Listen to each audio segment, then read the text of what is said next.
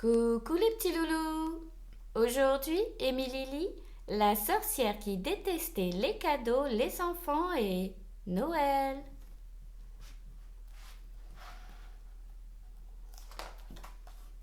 La sorcière qui détestait les cadeaux, les enfants et Noël. Ah! Je déteste Noël! Hurle la sorcière Befana. Seule dans sa cave humide et glacée, elle pique une grosse colère. Elle fait les 100 pas, va, vient, repart, revient, tourne sur elle-même comme une toupie. Elle donne des coups de pied dans le vide, écrasant çà et là une araignée ou un cafard qui se trouve sur son chemin. Halloween est à peine terminé que les enfants pensent déjà à Noël! S'écrie-t-elle en brandissant vers le ciel ses mains osseuses aux doigts crochus. Fini les toiles d'araignée, les squelettes, les chauves-souris, les citrouilles et les fantômes grimaçants. Ces maudits enfants les ont rangés au placard. Ils les ont remplacés par des guirlandes lumineuses, les paillettes, les boules dorées. Ils achètent déjà des sapins. Ah, je déteste les enfants! Crie-t-elle en écumant de rage. Fatiguée d'avoir tant hurlé, elle se laisse tomber par terre dans un nuage de poussière. Elle se prend la tête entre les mains et s'arrache le peu de cheveux qui lui reste. C'est que maintenant, il va falloir attendre 12 mois avant le prochain Halloween. Soit 12 fois 30 jours, soit 1 plus 2 plus 3 plus... Ah, impossible de trouver combien ça fait. Car le calcul, Befana n'y comprend rien. Attendre aussi longtemps, c'est au-dessus de ses forces. En plus, chaque année, même Halloween, Befana fait de moins en moins peur aux enfants. Forcément, ils sont déguisés comme elle. Par contre, lui, pense la sorcière en grinçant des dents. Rien n'atténue son charme et sa magie. Les enfants l'adorent. Ah! Repart-elle de plus belle en se dressant sur ses jambes arquées. Je déteste le Père Noël! Et en prononçant ce nom, la colère de Befana atteint son comble. Elle trépigne, elle se roule par terre, elle se griffe les joues. Elle se cogne au mur si fort qu'elle s'assomme toute seule et s'endort.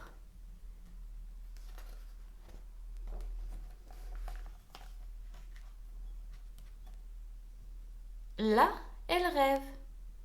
Elle rêve de celui qui a toujours aimé, en secret, celui avec qui elle aurait voulu se marier et avoir plein d'enfants, tous plus laids et méchants les uns que les autres. Le père Fouettard. La sorcière sourit d'aise dans son sommeil, découvrant une mâchoire où ne trône qu'une seule dent, jaune et branlante. Oh, comme il était beau, le père Fouettard! Vêtu de guenilles sales et fripées, chaussé de vieilles mules trouées qui laissaient voir ses orteils tordus, il avait des cheveux noirs comme la nuit et grouillants de poux. Il avait aussi une longue barbe noire tout emmêlée de mauve. Il portait plein de méchants présents pour les enfants qui n'avaient pas été sages. Des navets, des crottes d'âne, toutes fumantes, qui ressemblaient à s'y méprendre à des truffes en chocolat et, ô merveille, des martinets. Ah oui, il y a bien longtemps, il était là, le père Fouettard, présent dans toutes les bouches. Si tu n'es pas sage, disaient les parents, le Père Noël ne passera pas.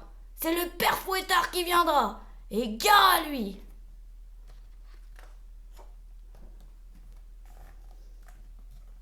Or, maintenant, le père Fouettard est tombé dans l'oubli.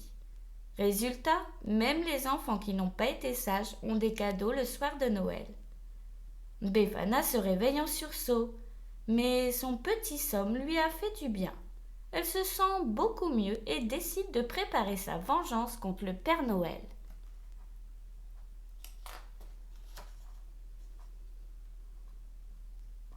Pendant plusieurs jours, elle cherche, elle étudie, elle lit et relit tous ses livres de magie.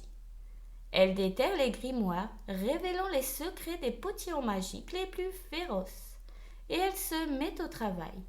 Elle transforme sa cave en laboratoire. On n'y voit plus que des fioles qui chauffent sur le feu, des liquides qui frémissent, des récipients qui tremblent, des chaudrons qui bouillonnent et de la fumée, plein de fumée noire. Befana fait des tests, des essais. Elle mélange ce qui frémit et ce qui tremble avec ce qui bouillonne. Les premiers essais sont ratés. Les fioles éclatent en 1000 morceaux. Les chaudrons explosent et la fumée est si dense que Befana tousse à en cracher ses poumons. Mais elle ne se décourage pas.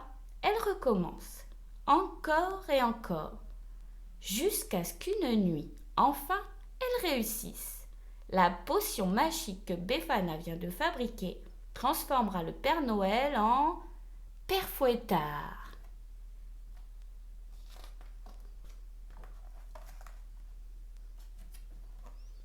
Befana guette maintenant le soir de Noël avec autant d'impatience et de joie que tous les enfants du monde.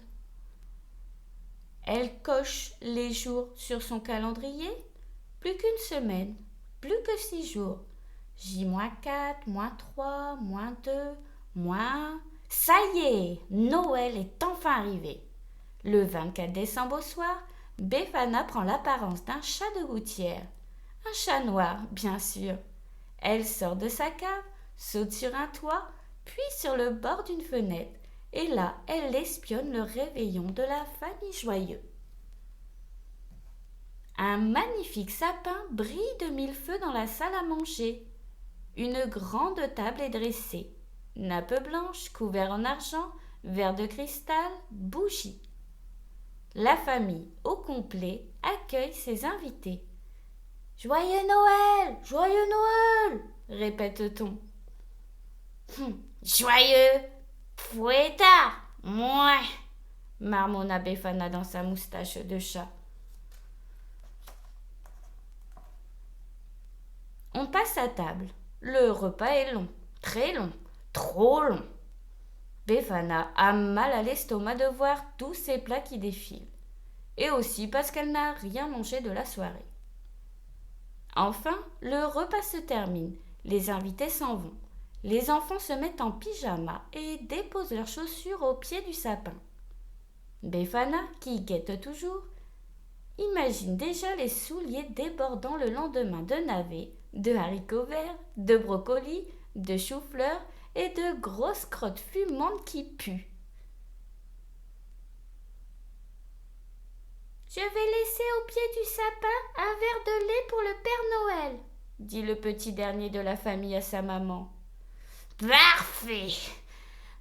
Ça sert mon plan !» se réjouit Befana.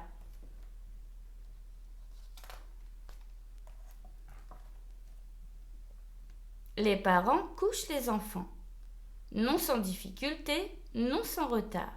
« Dis maman, tu crois qu'il va passer, le Père Noël ?»« Mais bien sûr, mon chéri. »« À quelle heure ?»« Je ne sais pas. Il ne passera que lorsque vous dormirez tous. »« Oh, mais j'arriverai jamais à dormir. »« Il le faut pourtant. »« Je ne pourrai pas l'attendre pour le voir. »« Mais non, tu sais bien que le Père Noël ne doit pas être vu. »« Tu crois qu'il va m'apporter ma poupée ? Et moi, ma peluche, et moi, mon déguisement. » Des haricots verts, des brocolis, des choux-fleurs, des navets, des crottes fumantes qui puent, oui, pense Befana, en réponse à toutes ces questions. Allez, ça suffit maintenant. Dodo tout le monde, concluent les parents. Lorsqu'enfin tout est calme et sombre dans la maison, Befana s'introduit à l'intérieur. Elle prend le verre que l'enfant a laissé au pied du sapin, jette le lait dans l'évier et y verse sa potion magique. Puis elle s'allonge et fait mine de ronronner devant la cheminée. Là, elle attend. Attend. Attend. Longtemps. Longtemps. Mais qu'est-ce qu'il fabrique? Se demande-t-elle, inquiète. Soudain, elle entend un bruit dans la cheminée, comme une corde qu'on jette. Elle perçoit ensuite un souffle, celui d'un vieil homme qui fait des efforts. Elle entend encore quelques échos de choc.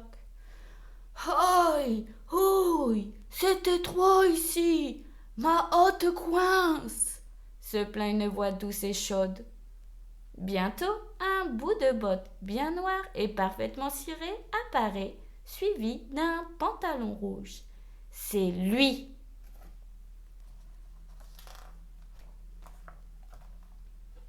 Befana ferme vite les yeux pour ne pas attirer l'attention sur elle. Elle calme sa respiration trop bruyante et imite encore le ronronnement du chat. Elle attend un peu, puis ouvre un œil. Incroyable, se dit-elle. Incroyable ce qu'il est moche avec sa barbe blanche comme neige, avec son habit rouge, bordé d'hermine d'un blanc éclatant, sans la moindre trace de suie, et ses cheveux argentés, lissés, bien coiffés, et ce sourire sur ses lèvres.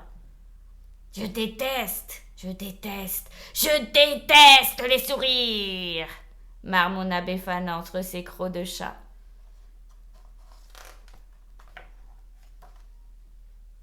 Elle manque se trahir par un cri de surprise en voyant le Père Noël sortir de sa hotte un nombre impressionnant de cadeaux. Il y en a de toutes les tailles, emballés dans des papiers tous plus colorés les uns que les autres, et des rubans argentés et des rubans dorés. Avec quel amour il les dispose derrière un petit écriteau portant le nom de chacun des enfants. Pour Marie, pour Paul, pour Léon. Et ne voilà-t-il pas qu'il va même, sans bruit, et sur la pointe des pieds, dans la chambre des enfants pour déposer un gros bisou sur leur front. Moi, je leur collerai des baffes, trépigne Befana sur ses pattes de chat. Puis, paniquée, elle voit que le Père Noël s'apprête à remonter rapidement par la cheminée. Mais heureusement, au dernier moment, il aperçoit le ver de Follet. Il sourit, murmure un « Merci Léon » et l'avale d'une traite avant de repartir.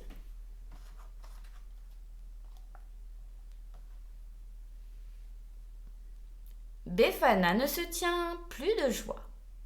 Dans 15 minutes exactement, le Père Noël se transformera en Père Fouettard. D'abord, sa barbe et ses cheveux deviendront noirs et crasseux. Puis son habit rouge se trouera. Il perdra ses bottes. Et surtout, tous les cadeaux de sa hotte disparaîtront en fumée. Un moment, Befana est tentée de suivre le Père Noël afin d'assister à sa transformation. Mais non, elle risquerait d'attirer l'attention de ses lutins, reines et autres complices. Et puis, elle est tellement fatiguée par tous les efforts qu'elle a faits qu'elle retourne vite dans sa cave, où elle s'endort d'un profond sommeil.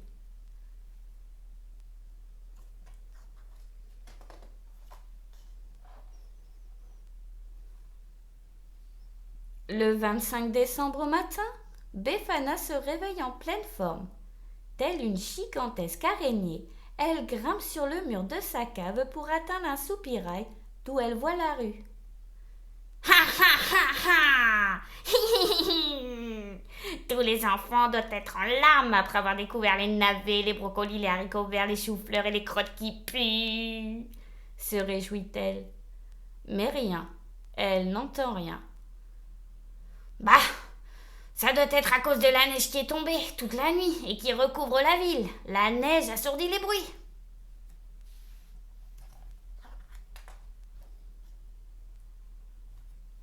En quittant le soupirail, Befana aperçoit quelque chose dans ses vieux sabots qu'elle a laissés par terre, près de sa paillasse avant de se coucher. C'est un paquet cadeau. Ça alors!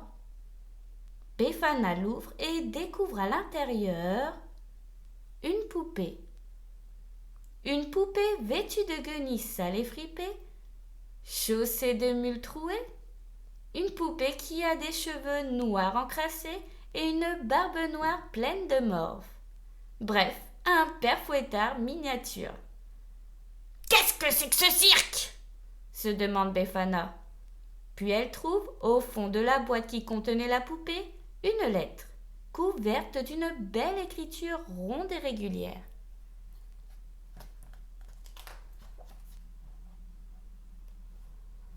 Ma chère Befana, il te faudra encore travailler d'arrache-pied l'année prochaine. Ta potion n'a pas marché. Certes, elle m'a donné un peu mal au ventre, comme si j'avais mangé trop de chocolat, mais guère plus. À toi de trouver maintenant la potion magique qui rendra vivante la poupée du père Fouettard que tu as entre les mains. Un travail bien difficile, mais je sais que tu es courageuse. J'ai tenu à t'offrir ce présent car c'est désormais accepté dans le monde entier. Même lorsqu'on a été méchant, on a droit à un cadeau. Le Père Noël. Si tu as aimé mon histoire, abonne-toi.